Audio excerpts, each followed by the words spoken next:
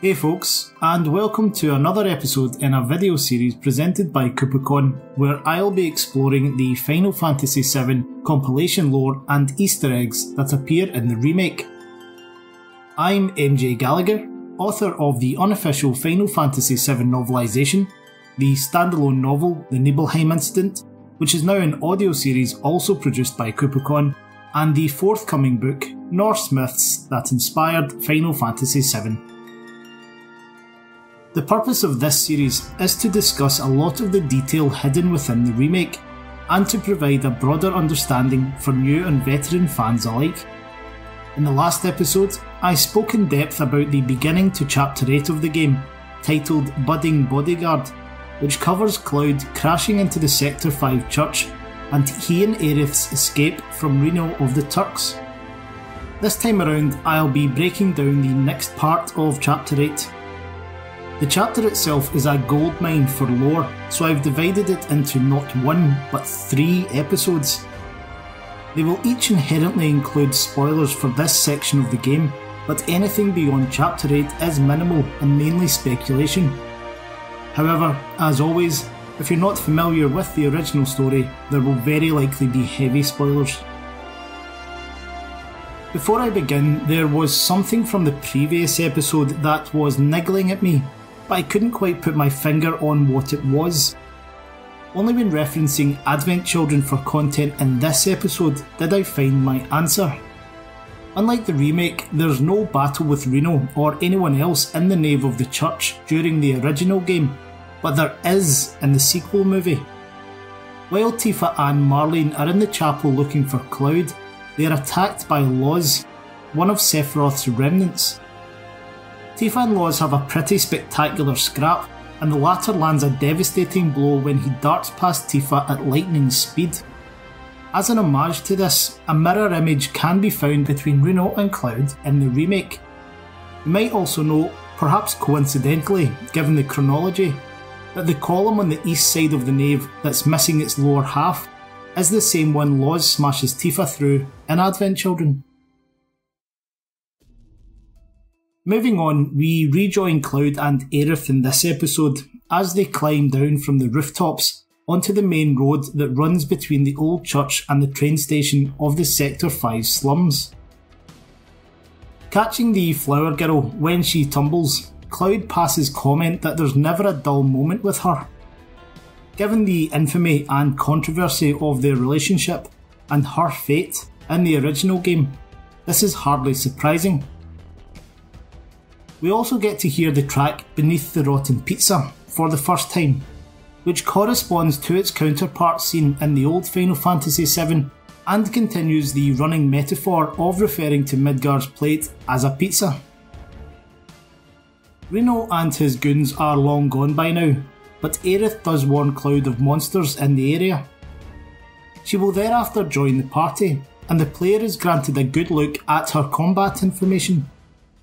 Her starting weapon is the guard stick, exactly as it was in the old game, and a nice little bit of detail is given to confirm that it's both vintage, a likely nod to the original, and eco-friendly, which I suppose would be pretty important to a geomancer like Aerith. There's also a sentimental touch, in that one of the materia orbs in the flower girl's possession is called Prayer. This has been newly introduced for the remake, and acts very much like a small-scale version of her Healing Wind limit break.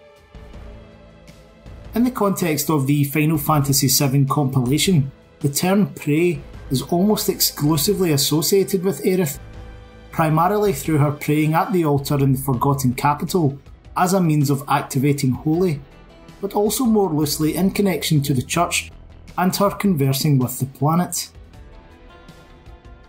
While Final Fantasy VII didn't employ the series' traditional job system, because materia allowed for some pretty varied character customization, it's not difficult to attribute a job class to most of the heroes.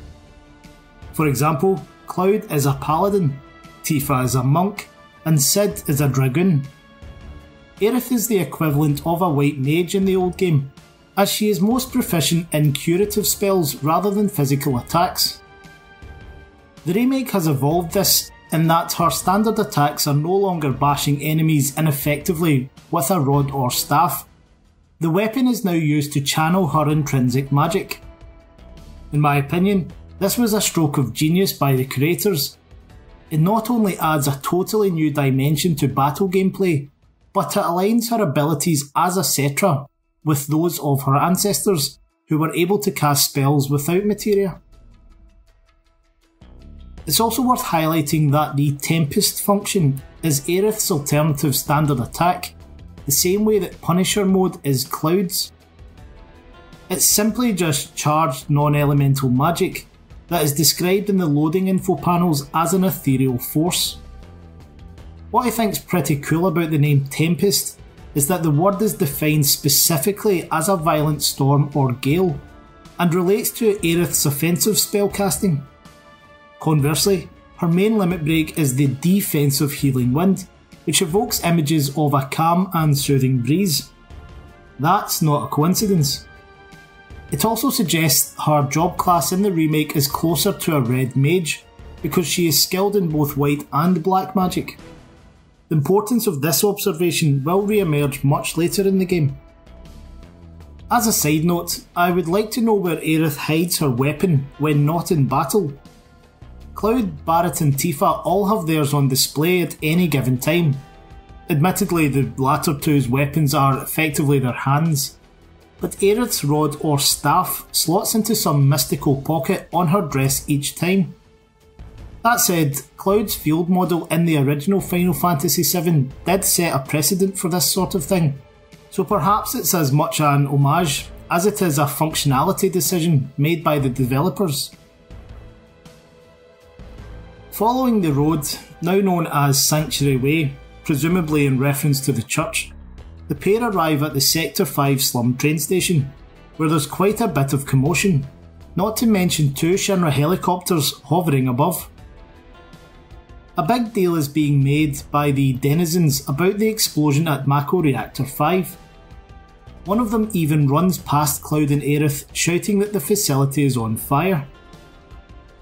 It's of course understandable that there would be a degree of panic, and more than a little anger on show due to the train cancellations, but when the player is given another opportunity to gaze skyward, there's no indication of any smoke.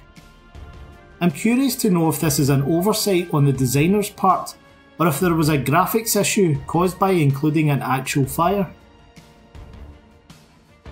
While the Sector 5 station itself might seem like another new addition to the remake, it is in fact a reimagined location that plays a minor role in Crisis Core, but is never truly seen.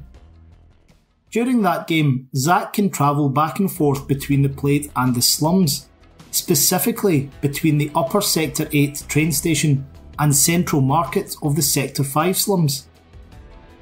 Prior to Chapter 4 of the remake, the only known mode of transport for such a journey was the trains. It was therefore implied that a railway station existed beyond the market, just as it does in the remake.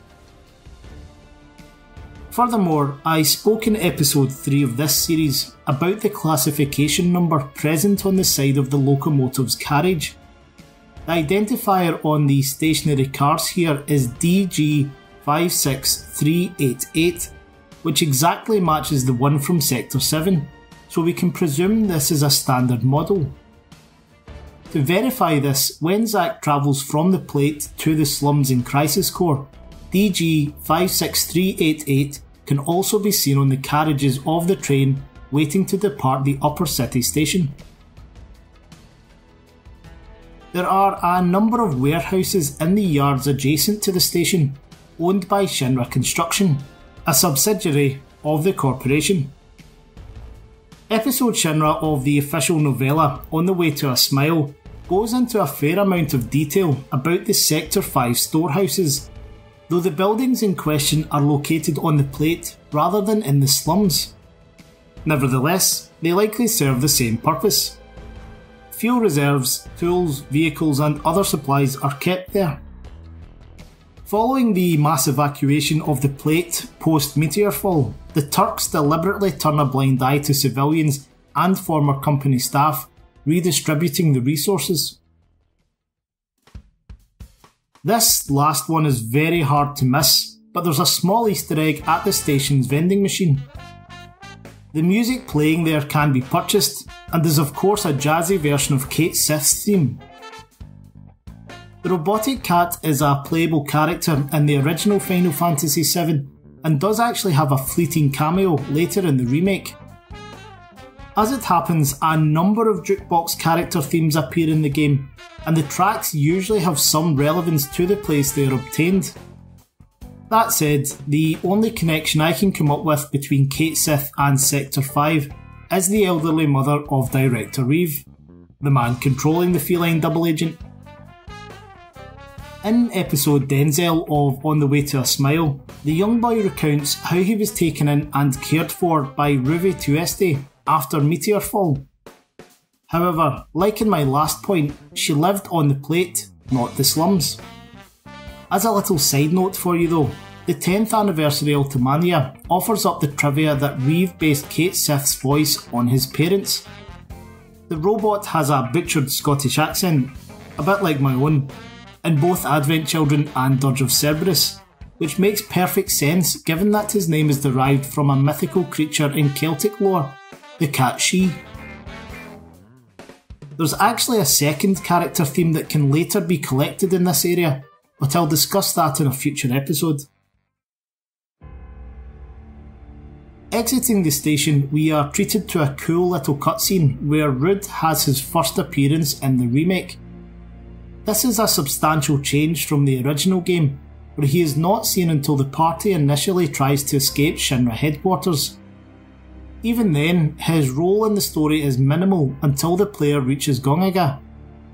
What was perhaps lost on Western gamers back in 1997 as a result of poor regional translations is that Reno and Rude were supposed to be a comedic duo.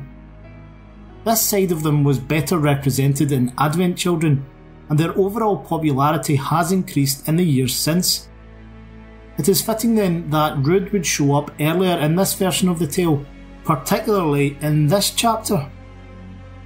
Writer Kazushige Nojima made it clear in his official novel The Kids Are Alright, which is appropriately subtitled A Turk's Side Story, that Reno and Rude are very familiar with Aerith and her heritage. To avoid Rude and his entourage, Cloud and Aerith take a detour through a vast scrapyard, the focal point of which is known as Steel Mountain. The Flower Girl reveals it to be a Shinra dump site, which certainly explains why the majority of junk machinery is from the company's Advanced Weaponry division. While it's not explicit, this may not be the first time we've seen the location. During one of Crisis Core's soldier missions, Zack is sent to exterminate monsters at an unnamed scrapyard in the Sector 5 slums, and the labyrinth of debris in that quest is not dissimilar. Shortly after entering the back alleys, there's a fork in the path that will take the player to a dead end. Aerith remarks that the area was previously under construction, but that it was abandoned halfway through. A quick exploration of the site will show it contains the shells and parts of numerous missiles, shuttles and aircraft. I spoke in the last episode about the unexploded rocket in the church and how it related to Sid Highwind. This appears to be an extension of the Shinra Corporation's testing grounds for airborne weapons or craft. More specifically, the testing of propulsion. And how do we know this?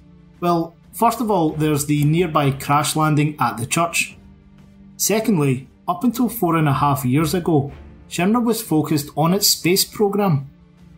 Before Crisis Episode 15 actually gives the exact date when Sid's failed rocket launch occurs, while a disgruntled pilot at Shinra HQ during Crisis Core confirms Captain Highwind had been selected to be the first man in space at least 2 years before that. Aerith's comments about construction here quitting halfway through does reflect the company ditching the Shinra 26 mission after the failed launch. As if to verify this, there is a rocket engine in the corner which perfectly matches the types used on Shinra 26. Many more of these can also be found elsewhere in the scrapyard. Of particular interest are those at the foot of Steel Mountain, along with the remains of what may or may not have been an engine nozzle for the space rocket. As you roam the narrow trails and trash canyons of the junkyards, you might catch sight of a few noteworthy items. For example, ruined body parts of sweepers and cutters lie among the scrap. These are very possibly the same machines that go haywire during Crisis Core, and which Zack is sent to destroy in the slums on a number of side missions. There are also armoured tanks and other military vehicles to be found, and these may be remnants of the Wutai War, though allusions to the conflict typically lack detail throughout the compilation of Final Fantasy VII, so there's no real way of knowing. However, nestled in a corner of one of the yards are a few old war mechs, which clearly predate any military hardware we have previously seen in the compilation. Others litter the trails of Sector 5, but these three are in better condition than most. Their existence is by no means strange though, because the Shinra Electric Power Company actually started life as Shinra Manufacturing Works, a weapons developer, around 50 years ago. It was the discovery and monopolisation of Mako Energy that took the business in a new direction, but its advanced weaponry division has remained true to its roots.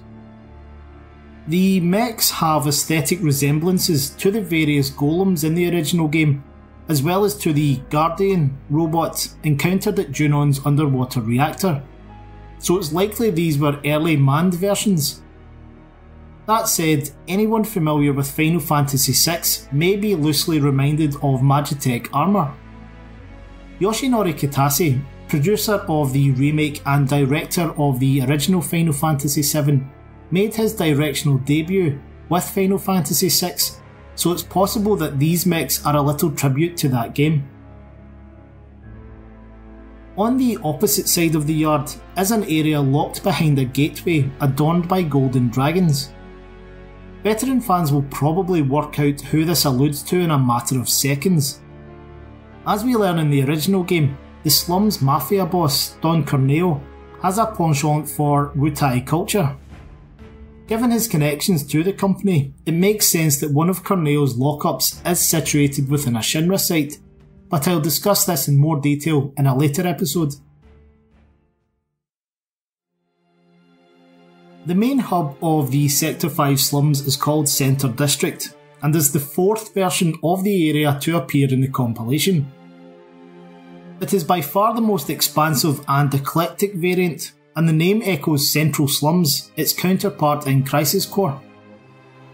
Centre District is a shantytown where, unlike the 2 or 3 storey buildings in Sector 7, the structures here are multi-tiered and all sorts of haphazard. The game's loading screen panels describe it as a confusion of jerry-built homes made of waste material and refuse. Concept illustrations for these can be found in the art book that accompanies the deluxe edition of the remake, but the images were not included in the temporary gallery that appeared in Tokyo in early 2018 to celebrate the 30th anniversary of Final Fantasy. However, concepts of the church and the interior of Aerith's house did. When Cloud and Aerith arrive at Centre District, the Flower Girl runs off to see what on the big screen has caused a crowd to gather. Although it appeared in Crisis Core as well, the monitor itself is a callback to the original game, and the generic news broadcast shown on it. This time around, it is specifically the Midgar Today programme on the Shinra News Network. As Cloud approaches the throng of civilians, the footage is revealed to be of the skywalk at Mako Reactor 5, and the exact spot he fell from the plate. Right on cue, Scarlet enters the scene, and is introduced as the director of the Advanced Weaponry Division, the very department the Airbuster, a prototype if you recall, belonged to. We are granted a brief insight into Scarlet as a character. Her ruthless, intimidating and strategic persona shines through in how she dismisses the reporter, how she delivers the company line of Shinra being in full control, reiterating Heidegger's message from the previous chapter, and how she conveniently has a device that can insert a deceptive recording into a live television feed. Scarlet also displays her menacing side when she knocks the cameraman to the ground. This is reminiscent of the original game, when Barrett has a flashback to Coral's destruction, and how Scarlet punches one of her own troopers to seize his rifle, before opening fire on Barrett and Dime. Throughout the news report, and again afterwards, the player can listen to the conversations of the surrounding NPCs. These reveal that the denizens are already buying into the accusations that Wutai is orchestrating Avalanche's attacks. Someone goes as far as to speculate that Wutai is using spies, so they don't break the ceasefire with Shinra. At the end of episode 7 in this series, I discussed how the Wusheng remnants infiltrated Midgar after the war. There is a collection of soldier side missions in Crisis Core dedicated to eliminating a Wutai spy ring, with the Crescent Unit scouts hiding out in the Sector 5 slums. It's therefore probable that local residents would be more alert than most to a new spy network, hence the comments here. When Cloud returns to the crowd after visiting Aerith's house, the monitor is playing a recorded news broadcast on repeat. Once again, Shinra's media platform is feeding anti-Wutai propaganda and pro-war sentiment. A prime example of this is the network's claim that initial reports supposedly confirm the terrorists are coordinating with Wutai, and that many believe war is inevitable. Curiously, they make reference to the ceasefire being implemented 5 years ago, which is a retcon of Crisis Core. During Chapter 4 of that game, Zack receives an email to declare the war has officially concluded. The chapter begins with the Genesis Army's attack on Midgar, and is set more than 6.5 years before the opening of Final Fantasy VII, according to both the official compilation timeline and before Crisis's special episode of Reno, which occurs simultaneously. The anchor woman eventually changes to the weather update, forecasting rain over some parts of Midgar. Those who have already completed the remake, or anyone familiar with the compilation's use of water as a form of spiritual communication, may have caught the reference there. If not, I'll discuss it in detail in a later episode. It's also a nice touch that the weapons vendor in Sector 5 has his wares in the back of a rundown trailer. This parallels the old game, where a similar caravan was situated beneath the giant screen, though the player had to enter it to access the weapons store. And a little up the hill is an eatery where Aerith sometimes volunteers, called Fifth Cafe. Given the name, I suspect this is Sector 5's answer to Seventh Heaven. As Cloud and Aerith make their way through the streets, it becomes obvious that the Flower Girl is popular among the people of Centre District, particularly the children. This is another nod to Crisis Core, where, on the first day they meet, Aerith helps Zack catch a young pickpocket who has stolen his wallet. She makes it clear she knows the local kids and even looks out for them. This is further developed in the remake through the orphans of the Leaf House. En route to the Leaf House itself, one of the kids asks Aerith if they can all accompany her to the church next time she goes. This may seem like a piece of throwaway dialogue, but it actually carries quite a bit of weight. In the original game, while it's possible to return to the church any time before entering Don Corneo's mansion, there's no reason for the player to do so. That means, from a standard plot perspective, Cloud will never see Aerith alive at the church again. Alive being the operative word here. Chronologically, she appears there twice more in the compilation as a ghost. Once when the player re-enters Midgar at the end of the old game, and again at the climax of Advent Children. What's interesting here is that on both occasions, the area around the church's flower bed is occupied by children. In the original, a boy and girl are helping Aerith's spirit tend the flowers, while in Advent Children, dozens of kids have come to be cured of geostigma. The latter example has further significance in that, according to On the Way to a Smile, following the events of Meteorfall and the high death rate of geostigma sufferers, most of the youths in Advent Children are orphans, as of course are Marlene and Denzel. On a different topic, when the local doctor thanks Aerith for sourcing medicinal herbs for him, she continues to keep her supply method a secret. Providing them in the first place, though, encompasses 3 of her key attributes. A. She grows her own plants. B. She does so through her geomancy abilities as a Cetra. And C. The herbs she gives to the doctor are for healing. Cloud and Aerith arrive at the Leaf House to find the house mother waiting for them, and she requests a delivery of flowers to help spruce up the orphanage. You'll note she is wearing an apron with stamp on the front of it, much like Miss Folia later in the chapter. I mentioned in episode 5 of this series that I have a theory about what the popular hound represents. I won't get into it just yet, but the short version is I think Stamp is a symbol either of Cloud's story arc or elements of his fragmented psyche. We know from Advent Children and On the Way to a Smile that Cloud goes on to become a father figure for Marlene and Denzel, who respectively lost their parents in the Coral tragedy and in the forthcoming collapse of Sector 7. By doing so, he fosters 2 orphans, which may be the illusion presented by Stamp on the clothing of the orphanage's house mother. I'll come back to talk more on the Leaf House later in the episode. Walking along the appropriately named Petal Lane towards her house, Aerith inquires what Cloud did with the flower she gifted him when they first met on Loveless Street back in Chapter 2. He hesitates, and she deduces he gave it away, asking who it went to. Cloud responds by saying he doesn't recall.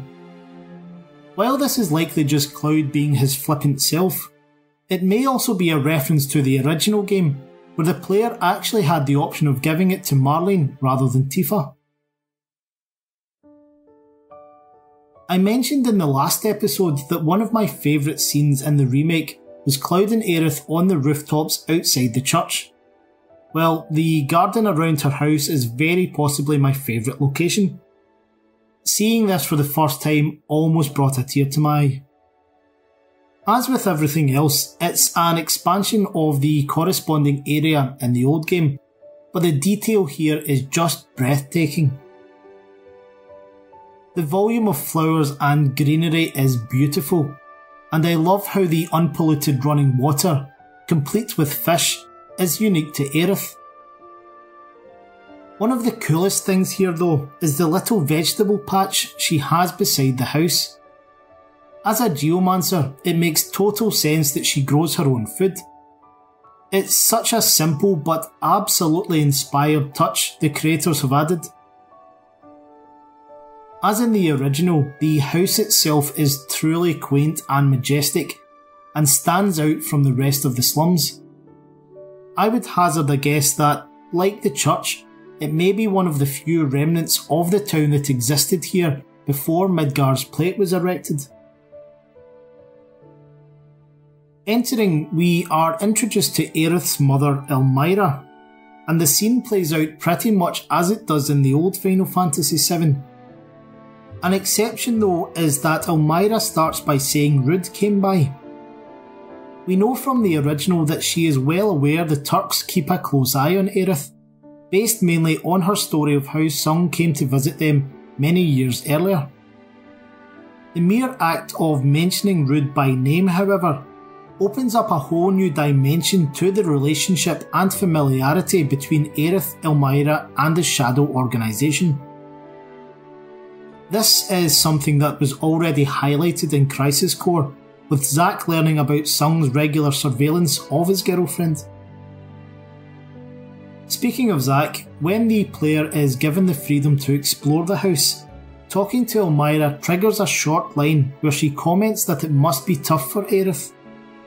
The remake doesn't elaborate on this until chapter 9, but Elmira's dialogue here in the original game adds in that the last thing her daughter needs is to get her feelings hurt by a soldier again. This is of course a reference to her romance with Zack. Put into context, Elmira means it must be tough for Aerith that her former boyfriend disappeared from her life without saying goodbye. Because they have time before dinner, Aerith tells Elmira she has agreed to deliver some flowers to the Leaf House and ropes Cloud into joining her. She gives the ex-soldier a dainty basket to carry them in, much to his discomfort. As they head out the door, Elmira flashes Aerith a knowing look, one that suggests she is all too familiar with the relevance of having Cloud involved in supplying flowers. There are 2 pieces of compilation lore attached to this, the details of which are fairly obscure. I spoke a bit in the last episode about how during Crisis Core, Zack would often assist Aerith in tending to the flowers at the church, and that he was the one who encouraged her to sell them in the first place.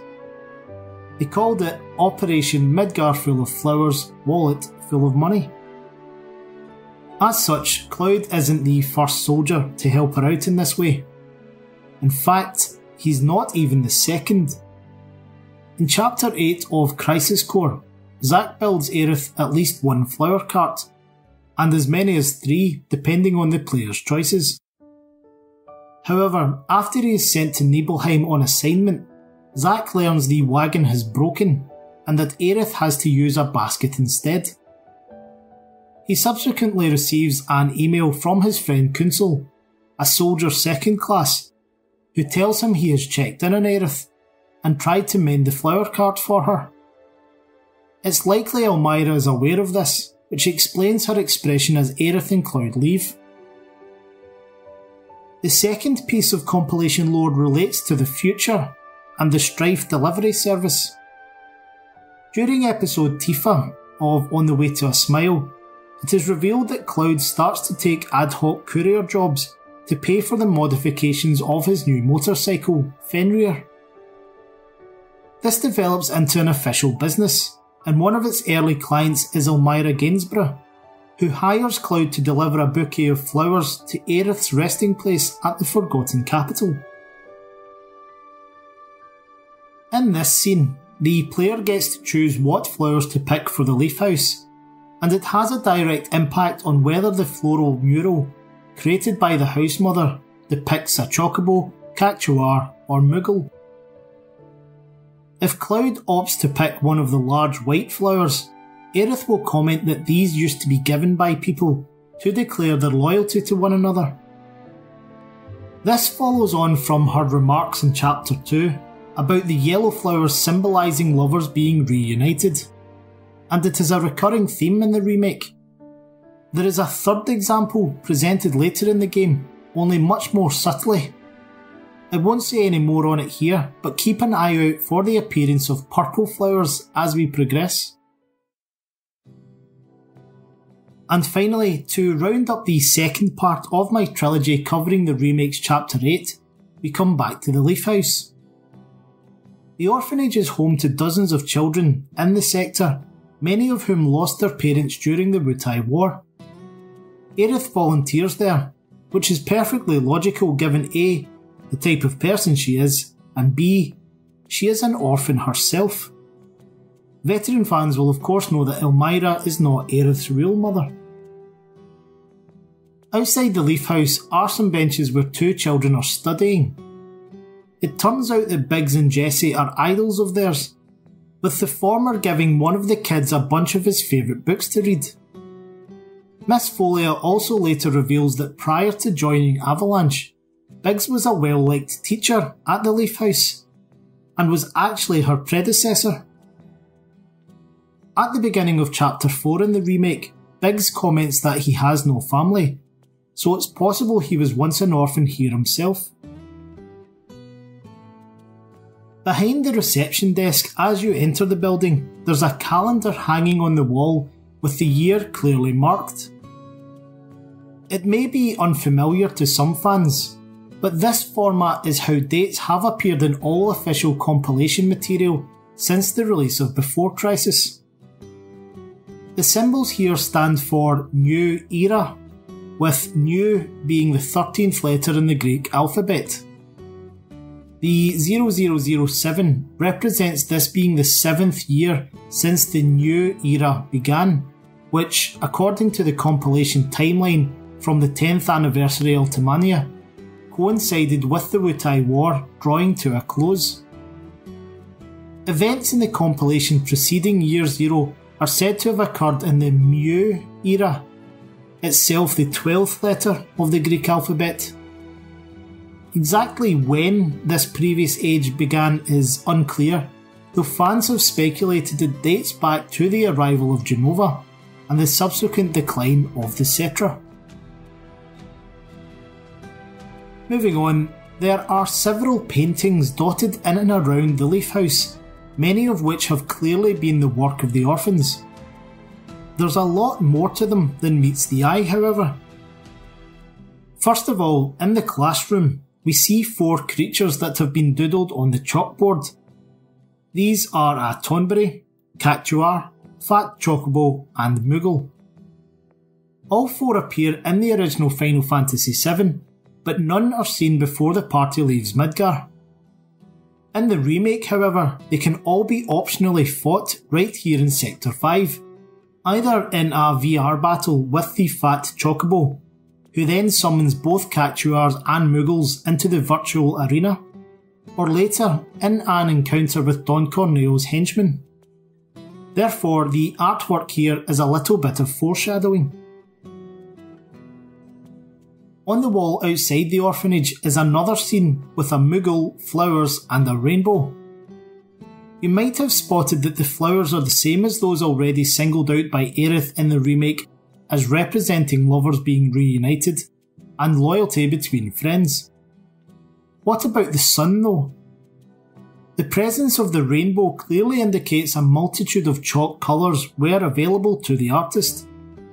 So why is the sun coloured red rather than the more typical orange or yellow? As veteran fans will know, red is the colour of Meteor, the great destructive power called forth by Sephiroth and the Black Materia. So this is possibly a second piece of foreshadowing. So, why have I focused on the paintings here? Well, anyone who has played through the remake will already be aware of a connection between Aerith and wall art, but it actually goes way deeper. To accompany the release of the remake in Japan, Square Enix published an art book called the World Preview. As well as a plethora of illustrated content, it contains a short story by the compilation's scenario writer Kazushige Nojima, which provides insight into the history of Aerith as a child in the laboratories of Shinra Inc. The unofficially translated title of the story is The Investigation Unit within the painting, and it's narrated by an unnamed infantryman who learns that President Shinra commissioned a specialist team to search for remote Mako hotspots around the planet, guided only by landscapes painted by Aerith while she was in a dreamlike state. In essence, the President believed the young Cetra's premonitions could lead them to the Promised Land. As such, any artwork of Aerith's in the remake is likely to hold special meaning. The World Preview book is due for release in English in September 2020, but I'm grateful to Reddit user iStanley for sharing his comprehensive translation in the meantime. Now that I've established the background context, I'd like to bring your attention to the artwork of the doves on the frame around the entrance to the community centre.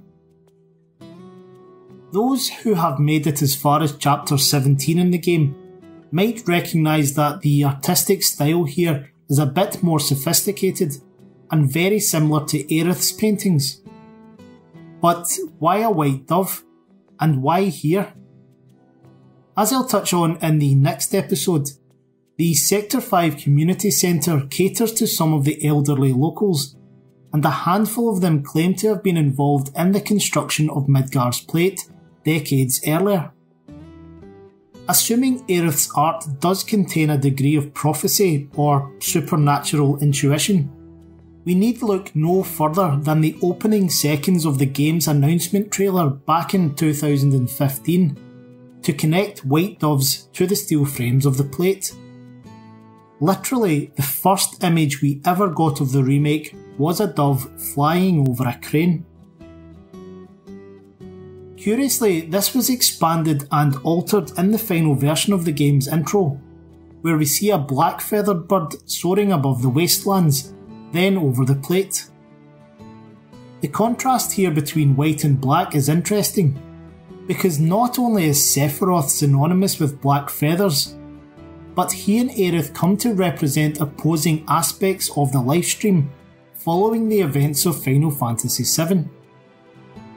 Their respective mini-chapters in On the Way to a Smile, again written by Kazushige Nojima, are titled Lifestream White and Lifestream Black, representing the flow of pure, untainted spirit energy versus the malignant strands contaminated by Genova cells. Furthermore, the ambiguity of the remake's ending raises the question of what, if anything, the white and black bird's return to Midgar truly symbolises. Well guys, this has been part 2 of my recap of the compilation lore and Easter eggs from Chapter 8 in the Final Fantasy VII Remake. I hope you've enjoyed it, and please be sure to leave a comment with any feedback or something you think I've missed. If you haven't already done so, I invite you to check out my Patreon account, where you'll find free downloads of my unofficial novelisation of Final Fantasy VII, the Nibelheim Incident, and much more. Subscribers also get access to a huge amount of original content as well, including project artwork, behind the scenes podcasts, mythology articles, etc. And be sure to look out for my new book, Norse Myths That Inspired Final Fantasy VII, which releases later in 2020. But until next time, take care. I'm MJ Gallagher, in association with KupoCon, and I'll speak to you again soon.